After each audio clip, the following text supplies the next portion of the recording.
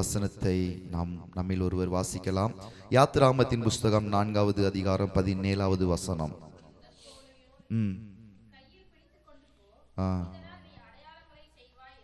அல்லேலூயா.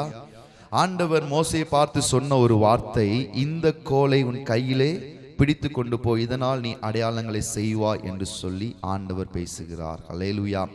இன்னைக்கு நம்முடைய வாழ்க்கையில தேவன் அழைத்த அழைப்புல நாம் நிற்கும் பொழுது நம்முடைய வாழ்க்கை ஆசீர்வாதமாய் இருக்கும். அல்லேலூயா. அழைப்பை விட்டால் ஆபத்து வரும். இதுதான் நான் இன்னைக்கு உங்களோடு கூட பேசுகிற தலைப்பு. அழைப்பை விட்டால், சத்தமா சொல்லுங்க, ஆபத்து வரும். அல்லேலூயா. எதற்காக நாம் அழைக்கப்பட்டு இருக்கிறோமோ அந்த அழைப்பை நாம் விடும் பொழுது நம்முடைய வாழ்க்கையில ஆபத்துகள் வரும். அல்லேலூயா. 2 பேரை குறித்து நான் உங்களோடு கூட பகிர்ந்து கொள்ள போகிறேன். முதலாவது நமக்கு நன்றாக தெரிந்த ஸ்தோத்திரம் தீர்க்கதரிசி யோனாவை குறித்தும் ஸ்தோத்திரம் அடுத்த ஒரு தீர்க்கதரிசி மோசேயை குறித்தும் நான் உங்களோடு கூட பேச போகிறேன். அல்லேலூயா. ஸ்தோத்திரம் தேவனுடைய வார்த்தைக்கு கீழ்ப்படியும் பொழுது ஸ்தோத்திரம் நம்முடைய வாழ்க்கையில் ஆசீர்வாதங்கள் உயர்வுகள் வரும். ஆனால் தேவனுடைய வார்த்தையை விட்டு நாம் விலகி போகும்பொழுது நம்முடைய வாழ்க்கையில் ஆபத்துகள் வரும் என்பது நமக்கு நன்றாக தெரியும். எப்படிப்பட்ட ஆபத்துகள் வரும், ஆண்டவர் இன்னைக்கு நம்முடைய வாழ்க்கையில என்ன எதிர்பார்க்கிறார், நாம் செய்ய வேண்டிய காரியங்கள் என்ன என்பதை நாம் பார்க்க போகிறோம். அது மாத்திரமல்ல, நம்முடைய அழைப்பை மறுபடியும் நாம் நிதானித்து நம்முடைய அழைப்பிலே ஓடத்தக்கதாய் தேவன் இந்த நாள் நமக்கு கிருபை செய்வாரா. ஹல்லேலூயா. ஹல்லேலூயா. நல்ல ஒரு ஹல்லேலூயா சொல்லுங்க. நல்ல ஹல்லேலூயா சொல்லுங்க. இந்த சத்தம் பத்தாது. ஆமென். யோனாவின் புஸ்தகத்தை நாம் எடுத்துக்கொள்ளலாம். யோனாவின் புஸ்தகத்துல 1வது அதிகாரம், மொத்த யோனாவின் புஸ்தகத்துல 4 அதிகாரம் இருக்கிறது. அதுல 1வது அதிகாரத்துல 1வது அதிகாரம் 2வது வசனத்தில் ஆண்டவர் சொல்லுகிறார், நீ மகா நகரமாகிய நினிவேக்கு போய் அதுக்கு விரோதமாய் நீ என்ன செய், பிரசங்கம் பண்ணு என்று சொல்லி ஆண்டவர் பேசுகிறார். யார் இடத்துல பேசுகிறார்? யோனாவி இடத்துல பேசுகிறார். யோனா என்கிற தீர்க்கதரிசியிடம் பேசுகிறார், நீ நினிவே என்கிற பட்டணத்துக்கு போய் அந்த பட்டணத்துக்கு விரோதமாய் நீ பிரசங்கம் பண்ணு, அவர்களுடைய பாவம் என் சமூகத்துக்கு வந்து எட்டினது என்று சொல்லி ஆண்டவர் சொல்லுகிறார். அல்லேலூயா. இந்த நினிவே பட்டணம் எப்படிப்பட்ட பட்டணம் அப்படின்னா, ஸ்தோத்திரம், இந்த நினிவே பட்டணத்தை கிராஸ் பண்ணணும் அப்படின்னா, இந்த நினிவே போகணும்னா 3 நாள் ஆகுமா? எத்தனை நாள்? சத்தமா சொல்லுங்க. 3 நாட்கள் ஆகுமா? அவ்வளவு பெரிய பட்டணம் தான் இந்த நினிவே பட்டணமா இருக்கிறது. ஹல்லேலூயா. இந்த நினிவே பட்டணம் அவ்வளவு பெரிய பட்டணமா இருக்கிறது. இந்த நினிவே பட்டணம் மிகப்பெரிய செழிப்பான ஒரு பட்டணம். அது மாத்திரம் அல்ல, இந்த நினிவே பட்டணத்துல பாவம் திரளாய் பரவி இருந்தது. அதனால்தான் ஆண்டவர் இந்த யோனா என்கிற தீர்க்கதரிசியை அனுப்பி சொல்லுகிறார், அந்த நினிவே பட்டணத்துக்கு விரோதமாய் நீ பிரசங்கம் பண்ணு என்று சொல்லுகிறார். இந்த நினிவே பட்டணத்துல 1,20,000 பேர் இருக்கிறார்கள். ஹல்லேலூயா. இந்த நினிவே அப்படின்னா என்ன அர்த்தம் அப்படின்னா, மீன்களின் நகரம் என்று அர்த்தம். என்ன அர்த்தம்? சத்தமா சொல்லுங்க. இன்னும் சத்தமா. மீன்களின் நகரம். ஸ்தோத்திரம். இது ஒரு பெரிய துறைமுகம். இந்த ஸ்தோத்திரம், இந்த நினிவே பட்டணம் ரொம்ப ஃபேமஸான பட்டணம், ரொம்ப செல்வ செழிப்பான பட்டணம். இந்த நினிவே பட்டணம் ரொம்ப முக்கியமான ஒரு பட்டணமா இருந்தது. இந்த நினிவே பட்டணத்துல பாவமும் திரளாய் பரவி இருந்தது. இந்த பாவம் தேவனுடைய சமூகத்துக்கு வரைக்கும் வந்து எட்டி இருந்ததுனால்தான் ஆண்டவர் யோனா என்கிற தீர்க்கதரிசியிடத்துல சொல்லுகிறார், நீ போய் இந்த நினிவேக்கு விரோதமாய் நீ பிரசங்கம் பண்ணு, அவர்கள் பாவம் செய்து கொண்டே இருக்கிறார்கள், அந்த பாவம் என் சமூகத்துக்கு வந்துவிட்டது என்று சொல்லுகிறார். வேதத்தில் வாசிக்கிறோம், ஆதியாகமத்தில் வாசிக்கும் பொழுது இதே மாதிரிதான் ஒரு சம்பவம் இருக்கிறது. அங்கே ஜனங்கள் செய்த பாவம் தேவனுடைய சமூகத்துக்கு எட்டினதுனால ஆண்டவர் அங்கே ஒரு மனுஷனை செலக்ட் பண்ணி அவர் தேசத்தை அழிக்கிறார். அல்லேலூயா.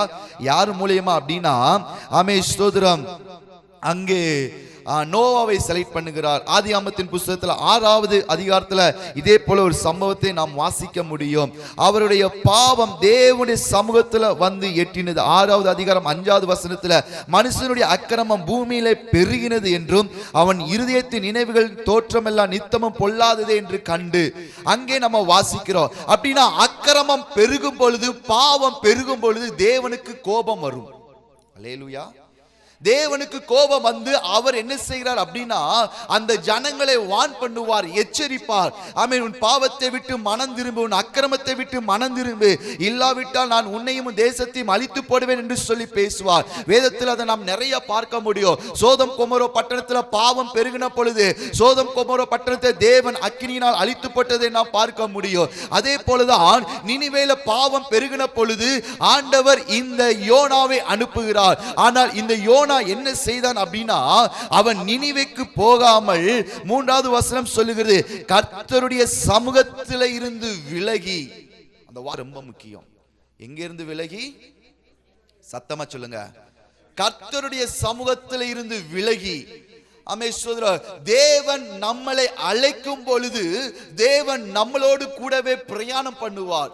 ஆனால் இந்த அழைப்பை விட்டு நம்ம விலகும் பொழுது, எதற்காக நம்மளை அழைத்திருக்கிறாரோ, ஆமென், என்ன செய்வதற்காக அழைத்திருக்கிறாரோ அந்த அழைப்பை விட்டு நம்ம விலகும் பொழுது நம்முடைய வாழ்க்கையில ஆபத்துகள் வர ஆரம்பிக்கிறது. அல்லேலூயா. ஆமென். யோனா நினைச்சா நம்ம நினிவேக்கு போக வேண்டாம், நாம் தர்சீசுக்கு போயிடலாம் என்று சொல்லி அவன் யோப்பா என்கிற பட்டணத்துல போய் அவன் கப்பல் ஏறுகிறான். இந்த தர்சீஸ் அப்படின்னா செல்வம் நிறைந்த ஒரு தேசமா இந்த தர்சீஸ். அல்லேலூயா. இந்த தர்சீஸ் எப்படிப்பட்ட தேசம்? செல்வம் நிறைந்த தேசம். அங்க ஆமென், எந்த ஒரு ஆசீர்வாதத்துக்கும் குறைவே கிடையாது. ஆமென். நல்ல ஒரு துறைமுகம், ஆமென், நல்ல வணிகமும் வளமும் கொண்ட ஒரு இடம்தான் இந்த தர்சீஸ். ஆமென். இவன் தர்சீசுக்கு போவதற்காக இவன் கப்பல் ஏறி கப்பலுடைய அடித்தட்டுல போய் நல்லா படுத்து என்ன செய்யறான் சொல்லுங்க? தூங்குறான். ஆமென். ஸ்தோத்திரம். இவன் ஆண்டவர் போக சொன்ன இடத்துக்கு போகாமல் இவன் தர்சீசுக்கு போகும்படி கப்பல்ல ஏறி அடித்தட்டில போய் அவன் படுத்திருக்கிறான். கவனியுங்கள், தேவன் அழைத்த அழைப்புக்கு, தேவன் அழைத்த ஆமென் ஊழியத்துக்கு தேவன் கொடுத்த பொறுப்பை நாம் செய்யாமல் இந்த யோனாவை போல நம்ம வழிமாறும் பொழுது, அல்லது இந்த யோனாவை போல நம்ம ஆமென் அடித்தட்டில போய் நம்ம தூங்கி கொண்டு இருக்கும் பொழுது தேவன் நம்முடைய வாழ்க்கையில குடும்பத்தின் மேல் சில ஆபத்துகளை அவரே வர வைப்பார். அல்லேலூயா. அவர் நம்மளை ஆமென் நேசிக்காததுனால் அல்ல, அவர் நம்மளை நேசிக்கிறதுனால சில ஆமென் சிச்சைகளையும் சில பாடுகளையும் அவர் அனுமதிக்கிறார். வசனம் சொல்லுகிறது, ஆமென், தகப்பன் தன் நேசிக்கிற பிள்ளையை தான் என்ன செய்கிறார்? சிச்சிக்கிறார். அல்லேலூயா. ஆமென். இந்த யோனா அழைப்பை மறந்து அவன் பாதை மாத்துகிறான். ஆண்டவர் போக சொன்னது நினிவே, இவன் பாதையை மாற்றி தர்சீசுக்கு போக ஆரம்பித்ததுனால ஆமென் ஆமென் படகுல போய் அடித்தட்டில் அவன் படுத்து உறங்கினதுனால, தேவ சமூகத்தை விட்டு விலகினதுனால இப்போ என்ன நடக்குது அப்படின்னா சமுத்திரத்தின் மேல் ஒரு பெருங்காற்று வீச ஆரம்பித்தது. அல்லேலூயா. தேவ சமூகத்தை விட்டு ஆமென் நம்ம விலகும் பொழுது நம்முடைய வாழ்க்கையில பிரச்சனைகளும் பாடுகளும் வர ஆரம்பிக்கும். அல்லேலூயா. நம்ம செய்ய வேண்டியதை செய்யாம, கவனிங்க, நான் அதை இப்படி நான் சொல்றேனே, நமக்கு புரியுற மாதிரி நம்ம லோக்கல் பாஷையில் நான் சொல்றேனே, ஆமென் சோதரோ, தேவன் நம்மளை அழைச்சது எல்லாத்துக்குமே ஒரு நோக்கம் உண்டு. அப்படித்தானே? சொல்லுங்க, ஆமாவா இல்லையா? இப்போ நீங்க ஒரு வேலைக்கு போறீங்கன்னா அந்த வேலையில உங்களை செலக்ட் பண்ணதுக்கு ஒரு நோக்கம் உண்டு. உங்களை வச்சு இந்த வேலை செய்யணும்னு அதற்காக தான் என்ன செஞ்சிருக்கிறாங்க? செலக்ட் பண்ணி வச்சிருக்கிறாங்க. அப்படித்தானே? சொல்லுங்க. சோ அந்த வேலையை நீங்க செய்யாம நீங்க போய் ஆமென் சோதரோ நீங்க ஒரு சேர்ல போய் உட்கார்ந்துக்கிட்டு நல்லா தூங்கிட்டு இருந்தீங்கன்னா அந்த ஓனர் என்ன செய்வார்? உங்களை வேலையை விட்டு தூக்கிடுவாரு. அப்படித்தானே? வான் பண்ணுவார். ஃபர்ஸ்ட் டைம் என்ன செய்வாரு? வான் பண்ணுவார். சோ இங்க அதே போலதான் நம்முடைய வாழ்க்கையில தேவன் நமக்காக ஒரு அழைப்பை வைத்திருக்கிறார். ஆமென். நமக்காக ஒரு நோக்கத்தை வைத்திருக்கிறார். அந்த நோக்கத்துக்கு நம்ம போக முடியாத படிக்கு ஆமென் நிறைய நேரத்தில் நம்ம தேவனுடைய சமூகத்தை விட்டு விலகுகிறோம். நிறைய நேரத்தில் அமேஸ்வர ஜெபத்துக்கு வரமாட்டோம், ஜெபிக்கிறத விட்டு விலகுவோம். நிறைய நேரத்தில் ஜெபத்துக்கு தான் யாரும் வரலையே, நம்ம போய் என்னத்தை போட்டு ஜெபம் பண்ண அப்படின்னு சொல்லி வீட்டில் நம்ம படுத்து இந்த யோனாவை போல படுத்து தூங்குவோம். நிறைய நேரத்தில் அமேஸ்வரர் நம்ம எங்கே ஆலயத்துக்கு போவா, பார்த்துக்கலாம், நாளைக்கு பார்த்துக்கலாம், இன்னைக்கு பார்த்துக்கலாம், நம்ம விலகி கொண்டு இருக்கிறோம். இது எல்லாமே நம்முடைய வாழ்க்கையில் குடும்பத்தில் சில ஆபத்துகளை உருவாக்கி கொண்டிருக்கிறது. அல்லேலூயா, அல்லேலூயா. ஏன்னா தேவனுடைய சமூகத்துல இருக்கிற வரைக்கும் இந்த தேவ சமூகம் நம்மளை பாதுகாக்கிறதா இருக்கிறது. இந்த தேவ சமூகத்தை விட்டு நம்ம விலகும் பொழுது,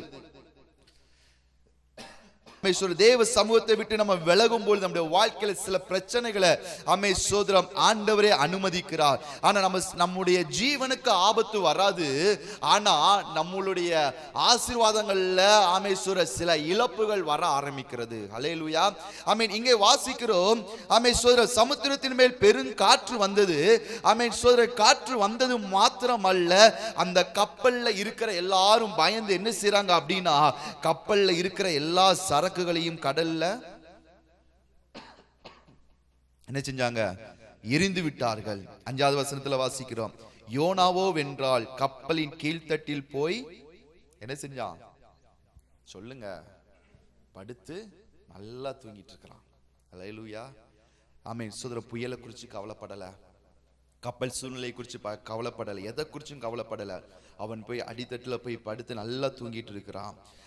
அப்போ அங்கே இருக்கிற எல்லாரும் என்ன செய்றாங்க அப்படின்னா, இந்த பிரச்சனை யாரால வந்ததுன்னு சொல்லி அவங்க எல்லாரும் என்ன செய்றாங்க, சீட்டு போட்டு பார்க்குறாங்க. அப்போ பேர் யார் பேர்ல வருது அப்படின்னா, யோனாவின் பேர்ல சீட்டு வந்த உடனே எல்லாரும் யோனாவை கூப்பிட்டு கேட்குறாங்க.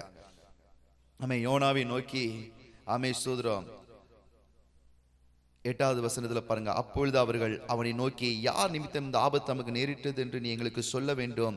உன் தொழில் என்ன, நீ எங்கேருந்து வருகிறாய், உன் தேசம் எது, நீ என்ன ஜாதி என்று எல்லாம் கேட்கிறான். அப்போ அவன் சொல்றான், நான் எபிரேயன், சமுத்திரத்தையும் பூமியும் உண்டாக்கின பரலோகத்தின் தேவனாய கர்த்தரிடத்தில் பயபக்தி உள்ளவன்.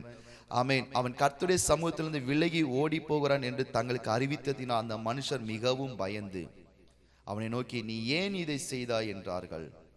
பின்னும் சமுத்திரம் அதிகமாய் கொந்தளித்து கொண்டே இருந்தபடியால். அப்ப கவனிங்க, இன்னைக்கு ஆண்டவர் எதிர்பார்க்கிறது என்னன்னா, நாம் தேவனுடைய சமூகத்துல இருந்து தேவனுடைய சமூகத்துக்கு வராம தேவன் அழைத்த அழைப்பை விட்டுட்டு நம்ம வேற ஒரு ட்ராக்ல ஓடும் பொழுது நம்ம வாழ்க்கையில பிரச்சனை என்ன செஞ்சுக்கிட்டே இருக்குமா சொல்லுங்க, அதிகரிச்சு கொண்டே இருக்கும். அல்லேலூயா. இன்னும் நல்லா பக்கத்துல உங்களை பார்த்து சொல்லுங்க, நல்ல பிரசங்கத்தை கவனிங்க. நல்லா சொல்லுங்க, பக்கத்துல பார்த்து சொல்லுங்க, இப்படி வைக்கப்படலாமா? அல்லேலூயா. ஸ்தோத்திரம். ஆண்டவருடைய வார்த்தை நமக்கு ரொம்ப முக்கியம். அல்லேலூயா. அப்போ ஆண்டவருடைய சமூகத்திலிருந்து விலகி ஓடின உடனே அங்க பிரச்சனை அதிகமாய் கொண்டே இருக்கிறது. யோனாவுடைய தாட் என்னன்னா, இந்த நினைவுக்கு நான் போக கூடாது, இந்த நினைவை எப்படியாச்சும் அழியணும் என்கிறது அவனுடைய தாட்டா இருக்கிறது. அப்போ கவனிங்க, ஆண்டவர் சொல்லுகிறார், யோனாவே நான் உன்னை செலக்ட் பண்ணது நீ நினைவுக்கு போகணும், நீ நினைவுக்கு போய் பிரசங்கம் பண்ணணும். நினைவுக்கு போய் நீ சுவிசேஷத்தை பிரசங்கிக்க வேண்டும். அந்த ஜனங்கள் பாவம் செஞ்சு அவனுடைய அக்கிரமங்கள் பெருகி கொண்டே இருக்குது என்று சொல்லுகிறார். ஆனால் இவனுக்கு என்னன்னா, இந்த நினைவுக்கு நான் போக மாட்டேன். எத்தனை அழிவுகள் வந்தாலும், எத்தனை பிரச்சனைகள் வந்தாலும், நான் எதற்காக அழைக்கப்பட்டேன் அந்த அழைப்புல நான் போக மாட்டேன் என்று சொல்லி அவன் தடுமாறின பொழுது, அல்லது அதை விட்டு விலகி வந்த பொழுது அந்த கடல்ல கொந்தளிப்பு வருகிறது, இழப்புகள் வருகிறது. அவனுக்கு மாத்திரமல்ல, அந்த கப்பல்ல அவனோடு கூட பயணித்த அநேகருக்கு இழப்புகள் வருது. நன்றாய் புரிந்து கொள்ளுங்கள், உங்களுடைய அழைப்புல நீங்கள் போகாவிட்டால் உங்களோடு கூட கனெக்ட் ஆகிறவர்கள், உங்களோடு கூட இணைந்திருக்கிறவர்களுக்கும் உங்கள் நிமித்தம் இழப்புகள் வரும். அல்லேலூயா. உங்கள் நிமித்தம் இழப்புகள் வரும். ஒரு பாஸ்டர் இப்படியாக சொன்னாங்க எங்களுக்கு டீச் பண்ணும்போது, உன் பிசினஸ் நாசமா போகணும்னா என்ன, உங்களோட பார்ட்னரை சேர்த்துக்கோ அப்படின்னு. ஏன் அப்படின்னா, நான் ஊழியத்துக்காக அழைக்கப்பட்டிருக்கிறேன், நான் ஊழியத்தை விட்டுட்டு நான் உன் பிசினஸ்ல நான் வந்து ஜாயின் பண்ணிட்டேன்னா உன் பிசினஸ் ஒன்றும் இல்லாம போயிடும்.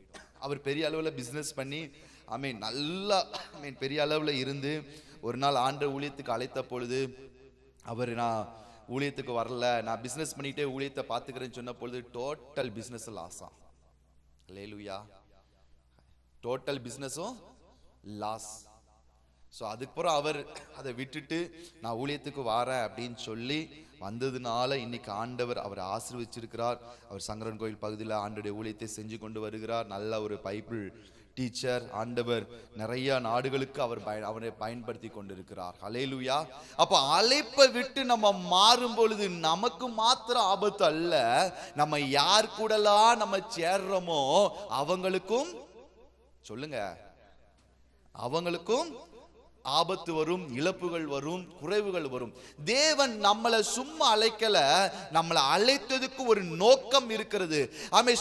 தேவன் அழைத்த பாதையில நம்ம போகும்பொழுதுதான் இஸ்ரவேல் ஜனங்களை பார்க்கிறோம். 40 வருஷம் வனாந்தரத்தில் பிரயாணம் பண்ணினார்கள். ஆண்டவர் அவர்களை இந்த வனாந்தரத்தில் தான் நீங்க போகணும்னு சொன்னார். அதே வனாந்தரத்தில் தான் மோசே அழைத்து கொண்டு போனார். ஆனால் வனாந்தரத்தில் ஒரு நாள் கூட அவங்க பட்டினியா இல்ல. அல்லேலூயா. பட்டினியா இருந்தாங்களா? சொல்லுங்க. இல்ல, ஒரு நாள் கூட பட்டினியா இல்ல. ஒவ்வொரு நாளும் ஆண்டவர் அவங்களுக்கு வானத்தின் மன்னாவை கொடுத்தார், காடையை கொடுத்தார். அவருடைய வஸ்திரம் பழசாகவில்லை, அவருடைய பாதரட்சை பிஞ்சு போகவில்லை. ஆமென். அது மாத்திரமல்ல, அவங்க ஒரு நாள் கூட பசியோடும் பட்டினியோடும் இருந்தது கிடையாது. ஒரு நாள் கூட அவங்களுக்கு ஆபத்து வந்தது கிடையாது.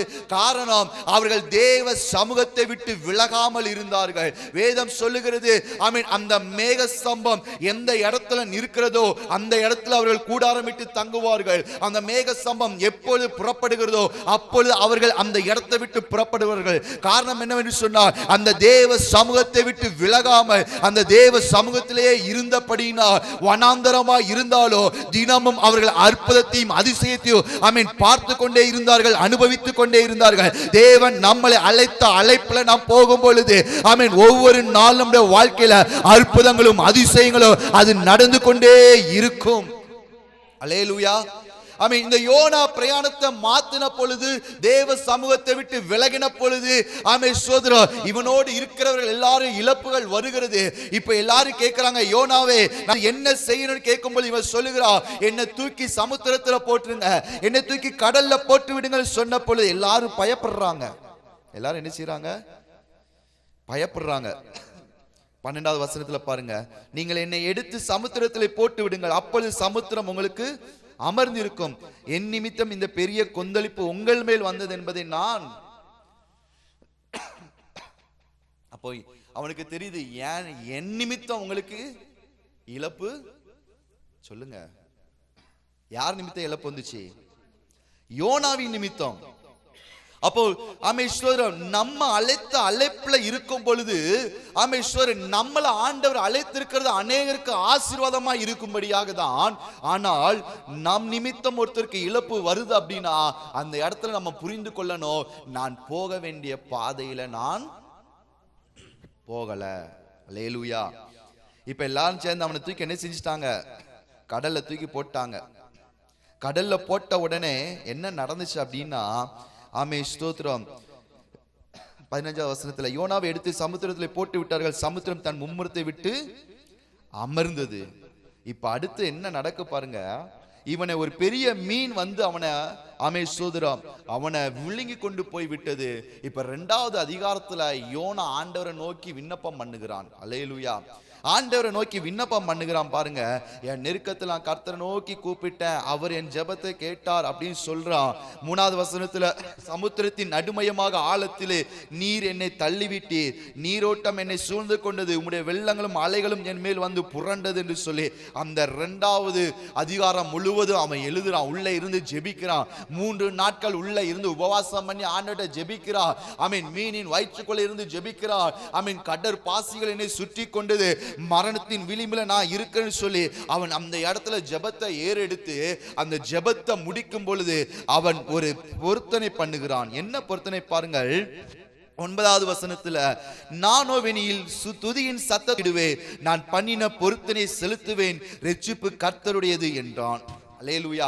பாருங்க, அழைப்பை விட்டு மாறிட்டா. இப்போ நான் எதற்காக அழைக்கப்பட்டேனோ அந்த அழைப்பை நிறைவேற்ற வேண்டும் சொல்லி ஆண்டவர்ட்ட பொருத்தனை பண்ணின பொழுது, தீர்மானித்த பொழுது இந்த மீன் என்ன செஞ்சது அப்படின்னா யோனாவை கரையிலே கொண்டு வந்து விட்டது. அல்லேலூயா. ஆமென். சோதரர், நிறைய பேர் கேட்பாங்க, எப்படி மீன் வயிற்றுல ஒருத்தர் உயிரோட இருக்க முடியுமா? சொல்லுங்க, இருக்க முடியுமா 3 நாள்? முடியுமா முடியாதா? முடியாதா? சொல்லுங்க. இப்போ இப்போ கொஞ்சம் வருஷத்துக்கு முன்னாடி ஒரு சம்பவம் நடந்துச்சு. ஒரு மனுஷனை ஒரு மீன் கொண்டு வந்து கரையில கக்கி போட்டுச்சான். ஒரு மீன் முழுங்கி அவனை உயிரோடையே கொண்டு வந்து கக்கி போட்டுச்சான். நீங்க யூடியூப்ல அந்த வீடியோ பார்க்கலாம். அப்போ அதை வச்சு அவங்க கன்ஃபார்ம் பண்ணிட்டாங்க, அப்ப யோனாவின் சம்பவம் உண்மை அப்படின்னு சொல்லி. ஆமே சோதரம் அதை என்ன செஞ்சிருக்கிறாங்க அப்படின்னா கன்ஃபார்ம் பண்ணியிருக்கிறாங்க. ஹல்லேலூயா, ஹல்லேலூயா. சொல்லுங்க. ஆமே ஸ்தோத்திரம். நீங்க யூடியூப்ல பார்க்கலாம், அப்படி ஒரு வீடியோ இருக்கிறது. ஸோ 3 நாட்கள் உள்ள இருந்து கஷ்டப்பட்டு பாடுபட்டு இப்போ அவன் ஆண்டுகிட்ட அந்த பொருத்தனை பண்றான். ஆண்டவரே, நான் இப்போ அந்த பொருத்தனையை நிறைவேற்ற ஆண்டவரே, நீர் சொன்ன அந்த தேசத்துக்கு நான் போகிற ஆண்டவரேன்னு சொல்லி அவன் தீர்மானித்த பொழுது இந்த மீன் கொண்டு வந்து அவனை கரையில ஆமே ஸ்தோத்திரம் கக்கினது. இவன் இப்போ அந்த நினிவேக்கு போய் அந்த நினிவேக்கு விரோதமாய் அவன் என்ன செய்யறான் அப்படின்னா பிரசங்கிக்க ஆரம்பிக்கிறான். என்ன செய்யறான்? பிரசங்கிக்க ஆரம்பிக்கிறான். இப்ப இவன் போய் சொன்ன உடனே அங்க இருக்கிற ராஜா ஜனங்கள் எல்லாருமே என்ன செஞ்சிட்டாங்க அப்படின்னா இவனுடைய பிரசங்கத்தை கேட்டு எல்லாரும் என்ன செஞ்சிட்டாங்க அப்படின்னா உபவாசம் பண்ண ஆரம்பிச்சிட்டாங்க. அல்லேலூயா, ஆமென். உபவாசம் பண்ண ஆரம்பிச்சிட்டாங்க. கவனிங்க, ஆமென். எல்லாரும் இவ சொன்ன வார்த்தைக்கு உடனே கீழ்ப்படிய ஆரம்பிச்சிட்டாங்க. காரணம் என்னவென்று சொன்னால் அந்த நினிவே பட்டணத்தார் வணங்கி வந்த ஆமென் மிக முக்கியமான ஒரு தெய்வம் வந்து இல்சார் என்கிற ஒரு தெய்வத்தை ஆமென் ஒரு பெண்ணின் தெய்வத்தை வணங்கி வந்தார்கள். அல்லேலூயா. இந்த பெண்ணின் தெய்வத்தை எதற்காகலாம் வணங்கி வந்தார்கள் என்று சொன்னால் ஆமென் இந்த பெண்ணின் தெய்வம் ஆமென் கல்வி, ஆமென் யுத்தம், அன்பு, ஆமேஸ்வர காதல், இந்த மாதிரி எல்லாவற்றிற்கும் முக்கியமாக இந்த தெய்வத்தை வணங்கி வந்தார்கள். அதுபோக அந்த தேசம் மீன்களின் வளம் புரிந்ததா இருந்ததுனால ஆமேஸ்வர மீன்களின் நகரமா இருந்ததுனால அவர்கள் மீனையும் வழிபட்டு வந்தார்கள். இந்த யோனாவை இந்த மீன் வந்து கக்குனதுனால அப்போ அவங்க நினைச்சிட்டாங்க, என்ன நினைச்சிட்டாங்க அப்படின்னா நம்ம தெய்வம் தான் இந்த யோனாவை அனுப்பியிருக்கிறது என்று சொல்லி இந்த யோனாவின் வார்த்தைக்கு கீழ்ப்படிய ஆரம்பித்தார்கள். அல்லேலூயா, அல்லேலூயா. இப்ப எல்லாரும் அரண்மனையில் இருக்கிற ராஜா முதல் கொண்டு மிருக ஜீவன்கள் வர எல்லாரும் உபவாசித்து ஜெபித்த பொழுது இந்த தேசத்துக்கு விரோதமாய் வர இருந்த ஆபத்து மாறினது. கவனிங்கள், ஆண்டவர் யோனாவை நினிவேக்கு அனுப்பின பொழுது ஆமேஸ்வர முதலாவது நான் போக மாட்டேன்னு சொன்னா, அப்படி சொன்ன பொழுது ஆபத்து வந்தது. ஆமேஸ்வர கடலின் ஆழங்களுக்குள்ள போய் மீனின் வயிற்றுக்குள்ள போய் உட்கார்ந்து 3 நாட்கள் அவன் பசியும் பட்டினியாய் உட்கார்ந்து அவன் வேதனைப்பட்டு அவன் ஜெபிக்கிறார். 3 நாட்கள் பட்டினியோடு உபவாசத்தோடு ஜெபிக்கிறார். ஆனால் தேவனுடைய அழைப்புக்கு அவன் கீழ்ப்படிந்த பொழுது இப்போ தேசமே அவனுடைய வார்த்தைக்கு கீழ்ப்படிய ஆரம்பித்தது. இன்னைக்கு ஆண்டவர் நம்மகிட்ட எதிர்பார்க்கிறது என்னவென்று சொன்னார், தேவனுடைய அழைப்புக்கு நாம் கீழ்ப்படியும் பொழுது தேவன் தேசத்துல நம்மளை உயர்த்தி வைக்கிறவராய் இருக்கிறார். தேவனுடைய வார்த்தைக்கு கீழ்ப்படியும் பொழுது தேசத்துல இருக்கிற அதிகாரத்தில் உள்ளவர்கள் ஆமென் நமக்கு கீழ்ப்படுகிறவர்களாய் இருப்பார்கள். ஆமென். சொல்றா, தேவனுடைய அழைப்பை விட்டு நாம் மாறும் பொழுது நம்முடைய வாழ்க்கையிலும் சரி நம்முடைய குடும்பத்திலும் சரி அது ஆபத்துகள் வருகிறதா இருக்கிறது. அல்லேலூயா, அல்லேலூயா. அப்ப அழைப்பை விட்டு நம்ம மாறக்கூடாது. ஆமென். சொல்ற தேவன் நம்மளை அழைத்திருக்கிறார். எதற்காக நம்மளை அழைத்திருக்கிறார் சொல்லுங்களேன். தேவன் நம்மளை எதற்காக அழைத்திருக்கிறார்? அவர் என்ன நம்மகிட்ட எதிர்பார்க்கிறார் சொல்லுங்க. மார்க்கெட்டிங். அல்லேலூயா, அல்லேலூயா சொல்லுங்க. ஆமென். ஸ்தோத்திரம். ஆண்டவர் நம்மகிட்ட என்ன எதிர்பார்க்கிறார் தெரியுமா சொல்லுங்க. உங்கள்கிட்ட எவ்வளவு சொத்து இருக்குன்னு கேட்டாரா? உங்கள்கிட்ட எவ்வளவு பணம் இருக்குன்னு கேட்டாரா? சொல்லுங்க. மார்க்குவின் புஸ்தகம் 16வது அதிகாரம் 15வது வசனத்தை வாசிங்களேன். 15 இருந்து 18 வரைக்கும் வாசிங்க. மார்க்கு 16 15 இருந்து 18 வரைக்கும்.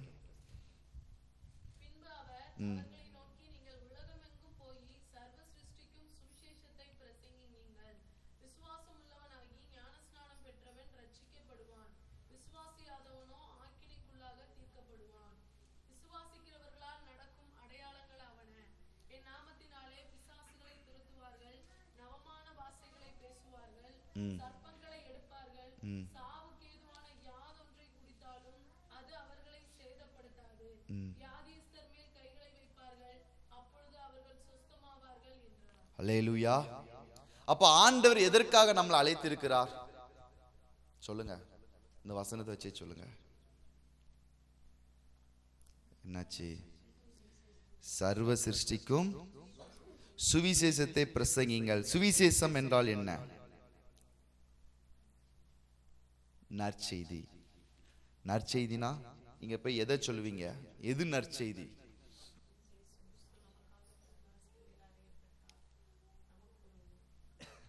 அவர் எதுக்கு பிறந்தார், எதுக்கு மரித்தார், மீண்டும் உயிரோடு எழும்பினார். இதுதான் சுவிசேஷம்.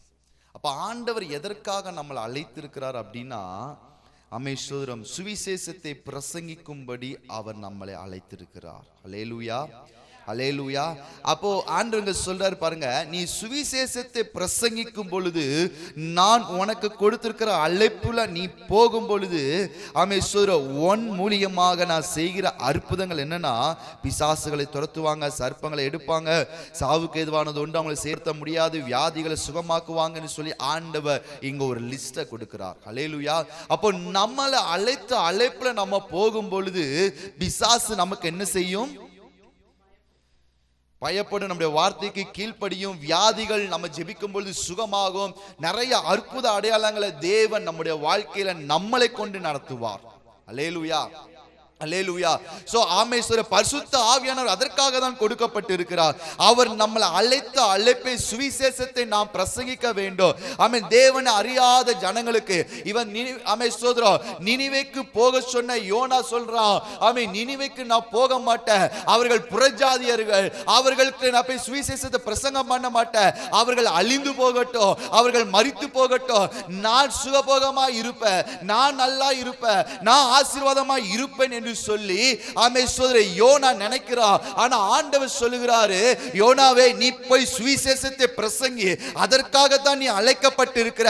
அந்த அழைப்பை விட்டு நீ மாறும் பொழுது உன் வாழ்க்கையில் ஆபத்துகள் வரும். இன்னைக்கு நமக்கு நிறைய கேள்விகள் இருக்கும். ஏன் நான் சபைக்கு வருகிறேன், நான் ஜெபிக்கிறேன், நான் ஆராதிக்கிறேன், எல்லாம் பண்றேன், என்னுடைய வாழ்க்கையில ஏன் சில ஆபத்துகள், என் வாழ்க்கையில ஏன் சில போராட்டங்கள், என் வாழ்க்கையில ஏன் சில இழப்புகள், என் வாழ்க்கையில ஏன் சில உயர்வுகள் வரவில்லை? காரணம், அவர் அழைத்த அழைப்பில் நாம் போகாதபடிக்கு நாம் விரும்புகிற பாதையில போய் கொண்டிருக்கிறோம். அல்லேலூயா, அல்லேலூயா. அப்ப ஆண்டவர் எதிர்பார்க்கிறது என்னவென்று சொன்னால், அவர் அழைத்த அழைப்புல போகும் பொழுது நமக்கு ஒரு கனம் உண்டு. அல்லேலூயா. ஆமென். மோசேயை பார்த்து ஆண்டவர் சொல்றாரு, ஆமென். யாத்ராமத்தின் புஸ்தகத்துக்கு வரலாம், நம்ம வாசித்த வசனத்தை மறுபடியும் நம்ம வாசிக்கலாம். ஆமென். யாத்ராமத்தின் புஸ்தகம் 4வது அதிகாரம் 17வது வசனத்தை வாசிங்க.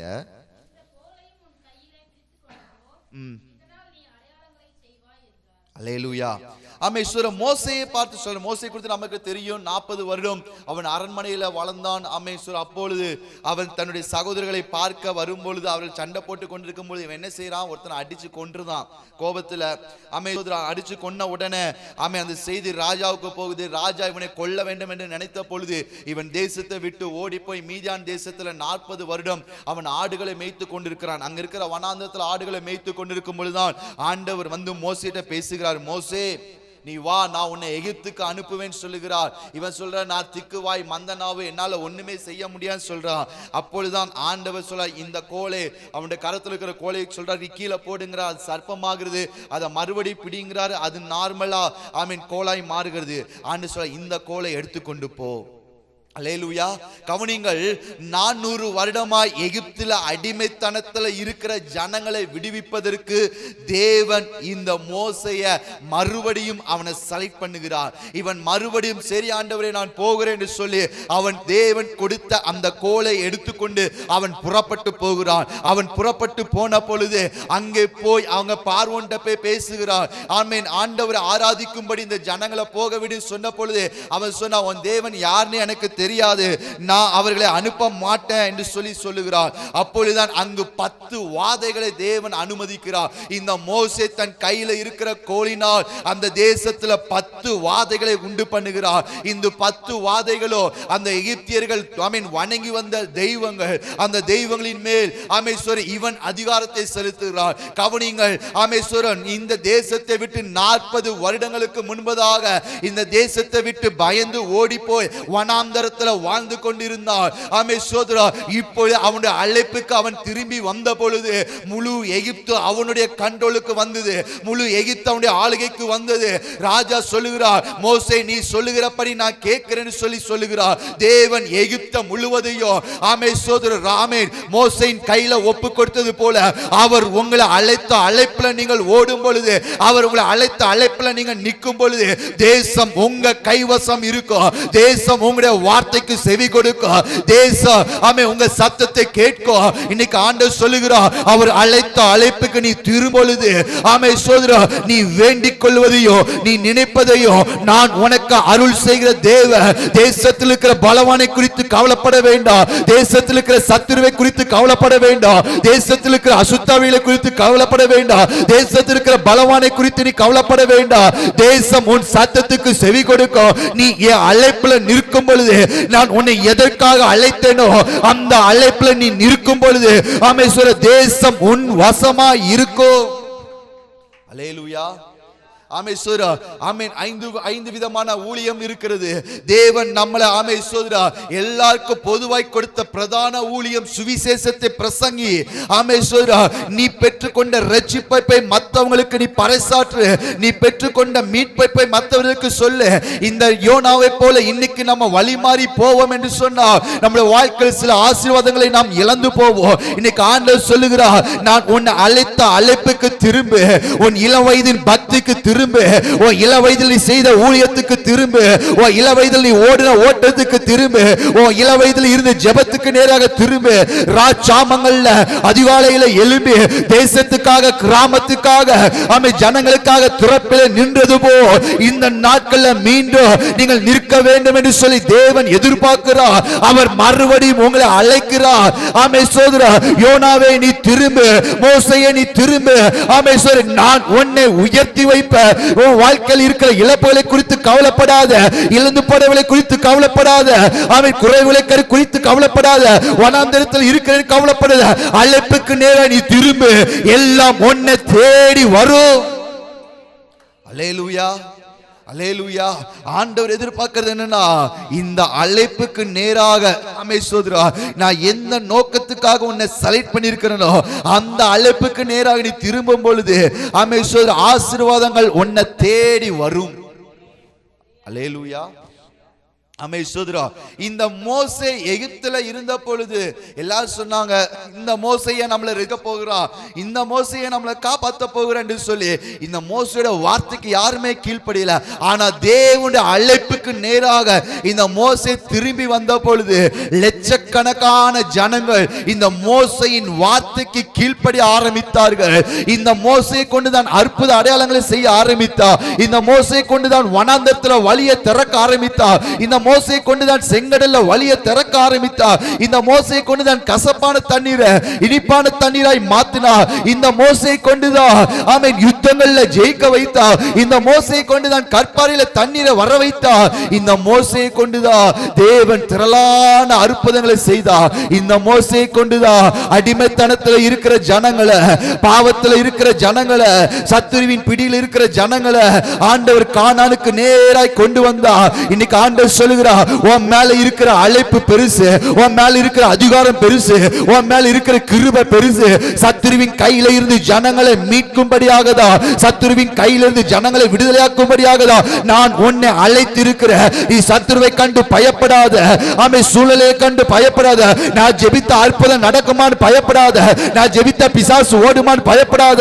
ஆண்டவர் உன்னை அதற்காகவே அழைத்திருக்கிறார். நீ ஜெபித்து பா, நீ வேண்டுதல் பண்ணி பா, அற்புதங்கள் திரளாய் நடக்கும். நீ ஜெபித்தால் பிசாசு ஓடும், நீ ஜெபித்தால் வியாதிகள் மாறும், நீ ஜெபித்தால் கட்டுகள் உடையும், நீ ஜெபித்தால் சூழ்நிலைகள் மாறும், நீ ஜெபித்தால் வழிகள் திறக்கும். இன்னைக்கு ஆண்டவர் சொல்கிறார், அந்த அழைப்புக்கு நேராக, அந்த ஜெபத்துக்கு நேராக நீ திரும்பி வா. நான் உன்னை பயன்படுத்த ஆயத்தமாக இருக்கிறேன். நீ என் சத்தத்துக்கு செவி கொடு. யோனாவை போல் நீ வழி மாறி போனது உண்மைதான். ஆனால் யோனாவுக்கு ஒரு அழைப்பு வந்தது போல், மறுபடியும் ஒரு அழைப்பு வந்தது போல், மோசேக்கு ஒரு அழைப்பு வந்தது போல் இன்னைக்கு உங்களுக்கான ஒரு அழைப்பு வருகிறது. என் சத்தத்துக்கு நீ செவி கொடு என்று தேவன் உன்னை அழைக்கிறார். ஆமென். நீ திரும்புவாய் என்று சொன்னார் உன்னுடைய வாழ்க்கை அற்புத அடையாளங்கள் திரளாய் நடக்கும். அல்லேலூயா. ஆமென். தேவனுடைய சத்தத்துக்கு நம்ம திரும்பும் பொழுது, தேவனுடைய சத்தத்துக்கு நம்ம கீழ்ப்படியும் பொழுது, ஆமென், இழந்தவைகளை நாம் இரட்டிப்பாய் பெற்றுக்கொள்ள முடியும். அல்லேலூயா. அப்ப ஆண்டவர் சொல்கிறது என்னன்னா, அவர் எதற்காக அழைத்திருக்கிறாரோ அந்த பாதையில தான் நமக்கான நன்மைகள், நமக்கான ஆசீர்வாதங்கள், நமக்கான உயர்வுகள் இருக்கிறது. அல்லேலூயா, அல்லேலூயா. இப்ப நீங்க ஒரு ஜாபுக்கு போறீங்க, அமேஸ்வரர் உங்களுக்கு ஒரு ஜாப் கொடுக்குறாங்க. இப்போ உதாரணமா அமேஸ்வரர் இங்க பாலா இருக்காப்ல, பர்ணபா இருக்கிறாரு. அவர் இப்போ ஆடிட்டர் ஆபீஸ்ல வேலை பார்க்குறாப்ல. ஸோ அந்த ஆடிட்டர் ஆபீஸ் வேலைக்கு போயிட்டு நான் போய் வெளியில வாட்ச்மேனா இருக்கிறேன் அல்லது நான் டிரைவரா இருக்கிறேன்னு சொன்னா அவனோட வாழ்க்கை ஆசீர்வாதமா இருக்குமா? சொல்லுங்க. ஸோ அவனுக்கு கொடுக்கப்பட்ட வேலையில அவன் கரெக்டா இருக்கும் பொழுதுதான் அதுல என்ன வரும்? ப்ரமோஷன் வரும். அடுத்து வருஷத்துக்கு ஒருக்க இன்கிரிமெண்ட் வரும், ஆசீர்வாதங்கள் வரும், எல்லாமே வரும். அப்படிதானே? ஸோ அழைக்கப்பட்ட அழைப்பை விட்டுட்டு, அழைக்கப்பட்ட வேலையை விட்டுட்டு நான் இன்னொரு வேலையை தான் போய் பார்ப்பேன் இருந்தா அவனுக்கு ப்ரமோஷன் வருமா? செக்யூரிட்டியில என்னையா ப்ரமோஷன் இருக்கு? அப்படிதானே? சொல்லுங்க, ஆமாவா இல்லையா?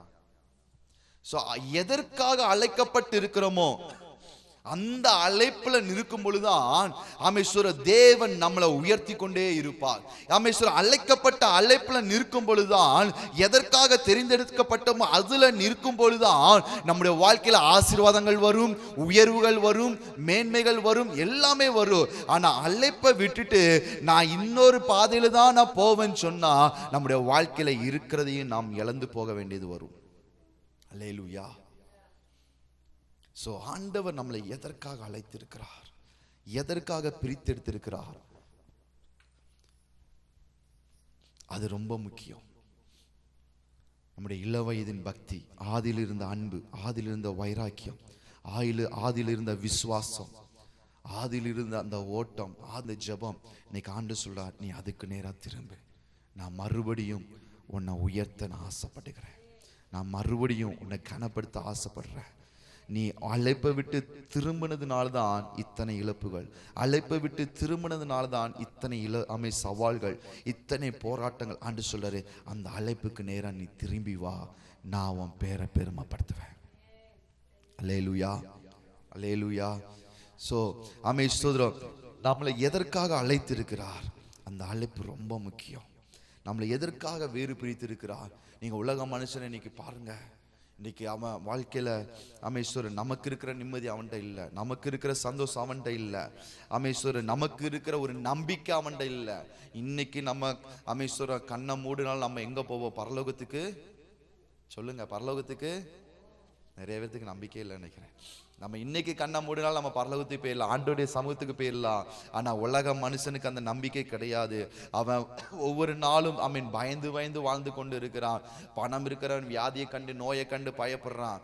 அமேஸ்வரம் எத்தனையோ எத்தனையோ நபர்களுக்கு அமேஸ்வரம் இன்னைக்கு எல்லாரும் டாக்டரை பெருசா நம்புறாங்க. டாக்டருக்கே நம்ம தான் ஜெபிக்க வேண்டியதா இருக்குது. அல்லேலூயா. டாக்டருக்கே நம்ம தான், சொல்லுங்க, ஜெபிக்க வேண்டியதா இருக்குது. கடந்த நாட்களில் நாகர்கோவிலில் ஒரு மீட்டிங் போயிருக்கும் பொழுது ஒரு பொண்ணு என்கிட்ட ஜெபம் பண்ண வந்துச்சு. இந்த பொண்ணு நான் கேட்டேன், அவங்க என்கிட்ட ஜெபிக்கிறதுக்குன்னே ஸ்பெசிஃபிக்காக வந்தாங்க. என்ன பண்ணுறம்மா அப்படின்னு. அந்த பொண்ணு சொல்லி, நான் டாக்டர் பாஸ்டர். டாக்டரா? எதுக்காக ஜெபிக்கணும்னா என் ஃப்யூச்சருக்காக அப்படின்னு சொல்லி சொன்னாங்க. இப்போ ஜெபிக்க ஆரம்பித்த பொழுது ஆண்டு நிறைய விஷயங்கள் பேசினாங்க. அந்த பொண்ணு ரொம்ப தேம்பி தேம்பி அழுதுது. பாருங்க, எல்லாரும் டாக்டர் தான் பெருசுன்னு நினைக்கிறாங்க. டாக்டரை விட நம்ம தான், சொல்லுங்க, நம்ம தான். உங்களுக்கு விசுவாசம் இல்லைன்னு நினைக்கிறேன். அல்லேலூயா, அல்லேலூயா. ஸ்தோத்திரம். ஆண்டோடைய கிருபையினால நிறைய டாக்டர்ஸுக்கு நான் ஜெபம் பண்ணியிருக்கிறேன், கலெக்டர்ஸுக்கு ஜெபம் பண்ணியிருக்கிறேன், நிறையா அதிகாரத்தில் இருக்கிறவங்களுக்கு ஜெபம் பண்ணியிருக்கிறேன், நிறைய இன்ஸ்பெக்டர் அவங்களுக்கெல்லாம் ஜெபம் பண்ணியிருக்கிறேன். எதுக்காக சொல்கிறேன்? நான் பெருமைக்காக அல்ல. தேவன் நம்மளை அழைத்த அழைப்புல நம்ம ஓடும் பொழுது தேவன் நம்மளை உயர்த்தி கொண்டே இருப்பார். அல்லேலூயா. ஆண்டவர் நம்மளை என்ன செய்வாரு? உயர்த்தி கொண்டே இருப்பார். அமேஸ்வர கடந்த வாரம் நான் போயிருந்த சர்ச்சில் ஆண்டவர் தீர்க்கதரிசனம் நிறைய விஷயங்களை பேசினார். அந்த பாஸ்டர் பேசும்போது சொன்னார், பாஸ்டர் இப்போ எங்கள் ஜனங்கள் தான் பாஸ்டர் கிராமங்களில் போய் ஊழியங்களை பண்ணுறாங்க, நிறையா பேரை அவங்க கூட்டிகிட்டு வராங்க, சொல்கிறாங்க பாஸ்டர் நாங்கள் ஜெபிக்கும்பொழுது அற்புதம் நடக்குது, நாங்கள் ஜெபிக்கும்பொழுது அங்கே மாற்றங்கள் வருது, நாங்கள் ஜெபிக்கும்பொழுது சுகம் உண்டாகுதுன்னு சொல்கிறாங்க பாஸ்டர் அப்படின்னு சொல்லி அந்த பாஸ்டர் ஷேர் பண்ணிட்டு இருந்தாங்க. ஸோ அப்போது ஒரு காரியம் என்னென்னா, நம்ம ஜெபிச்சாலும் பாஸ்டர் ஜெபம் பண்ணாதான் கிடையாது, யார் ஜெபம் பண்ணாலும் அழைப்பில் நின்று யார் ஜெபம் பண்ணாலும் அவங்க ஜெபத்தை ஆண்டவர் கேட்பார். அல்லேலூயா. யோனா அவன் மீனின் வயிற்றில் இருந்துட்டு அவன் ஜெபிக்கிறான், ஆண்டவரே நான் மறுபடியும் உங்கள் வார்த்தைக்கு நான் செவி கொடுக்குறேன். யோனா நினைச்சா இந்த ஜனங்களாம் மனம் திரும்ப மாட்டேன், இந்த ஜனங்கள் அழிந்து போகும் நினைச்சான். இன்னைக்கு அதே போலதான் யோனாவை போலதான் நம்ம நிறைய நேரத்தில் வழி மாறி போயிட்டு இருக்கிறோம். யோனாவை போலதான் நம்முடைய பாதையை மாற்றி போய் கொண்டு இருக்கிறோம். யோனா போய் கடல் கப்பல்ல அடித்தட்டுல போய் என்ன செஞ்சான், நல்லா தூங்கினான். ஸோ நம்ம என்ன நினைக்கிறோம் அப்படின்னா, நான் நல்லா இருக்கிறேன், நான் சேஃப்டியா இருக்கிறேன், ஸோ நான் நல்லா பாதுகாப்பா இருக்கிறேன், நான் நல்லா திருப்தியா இருக்கிறேன், என் தேவைகள் சந்திக்கப்படுது அப்படின்னு நம்ம நினைக்கிறோம். ஆனா ஆண்டவர் அதற்காக அழைக்கலையே. ஆண்டவர் அதற்காக நம்மளை சொல்லுங்க அழைக்கல. இன்னைக்கு ஆண்டவர் இழந்து போன அதிகாரத்தை, கிருபையை, வரங்களை மறுபடியும் உங்களுக்கு கொடுக்கும்படி அவர் வாஞ்சிக்கிறார். அல்லேலூயா. மறுபடியும் அவர் உங்களை அந்த அழைப்புக்கு நேராக திருப்பணும்னு நினைக்கிறார். ஸோ அந்த சத்தத்துக்கு இன்னைக்கு நீங்கள் செவி கொடுப்பீர்கள்னு சொன்னால், இன்னைக்கு யோனா பொருத்தனை பண்ணின உடனே அந்த மீன் கொண்டு வந்து அவனை கக்கி போட்டது போல, அந்த கரையில் கொண்டு வந்து விட்டது போல ஆண்டவர் சொல்கிறார், இன்னைக்கு நீங்கள் பொருத்தனை எடுப்பீர்கள் என்று சொன்னால், அந்த அழைப்புக்கு நான் திரும்புகிற ஆண்டவரே, உங்கள் சத்தத்துக்கு நான் செவி கொடுக்குற ஆண்டவரே, என் அழைப்புக்கு நேராக நான் திரும்புகிறேன்னு சொல்லி நீங்கள் ஜெபிப்பீர்கள் என்று சொன்னால், நிச்சயம் தேவன் உங்களுடைய வாழ்க்கையில் இன்னைக்கு நீங்கள் தீர்மானம் எடுக்கிற இன்னைக்கு ஒரு மாற்றத்தை அவர் ஏற்படுத்துவார். ஹல்லேலூயா, ஹல்லேலூயா. எல்லாரும் நினைக்கிறாங்க, சோதரம் பாஸ்டர் அப்படியே விட்டுட்டு போங்க பாஸ்டர், ஏன் பாஸ்டர் மறுபடியும் அதையே சொல்லிட்டு இருக்கீங்க. நான் அந்த பிரசங்கம் பண்ணுன்னு நான் நினைக்கவே இல்லை. 3 நாளாக இந்த யோனாவின் சம்பவத்தை வச்சு ஆண்டு பேசிகிட்டே இருக்கிறார். அவர் என்னை விட மாட்டுகிறார். ஹல்லேலூயா. அவர் என்னைய விட மாட்டுகிறார்.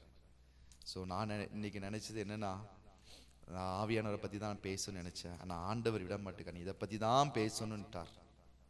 ஸோ அதனால தான் நான் கூட பேசிகிட்டு இருக்கிறேன். அது யாருக்கோ எனக்கு தெரியலை, ஆனால் எனக்கு நிச்சயம் தெரியும், அது நமக்கு தேவையான வார்த்தைகள். அல்லேலூயா. ஸோ உங்கள் அழைப்புக்கு திரும்புங்க. உங்கள்கிட்ட என்ன கிருபை வரங்கள் இருக்கிறது. நம்ம ஆராதனையில் கேட்டது போல, ஜெபம் என்கிற ஆயுதத்தை கரத்தில் எடுக்கணும், ஆராதனை என்கிற ஆயுதத்தை கரத்தில் எடுக்கணும், உபவாசம் என்கிற ஆயுதத்தை கரத்தில் எடுக்கணும், விசுவாசம் என்கிற ஆயுதத்தை கரத்தில் எடுக்கணும்.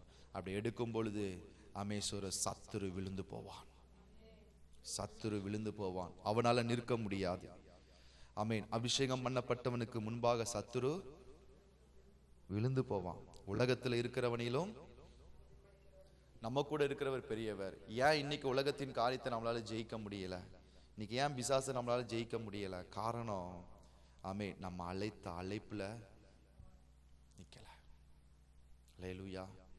அப்படி இருக்கிற இடங்களை எலும்பி நிக்கலாமா? அழைத்த அழைப்புல நம்ம நிக்கல.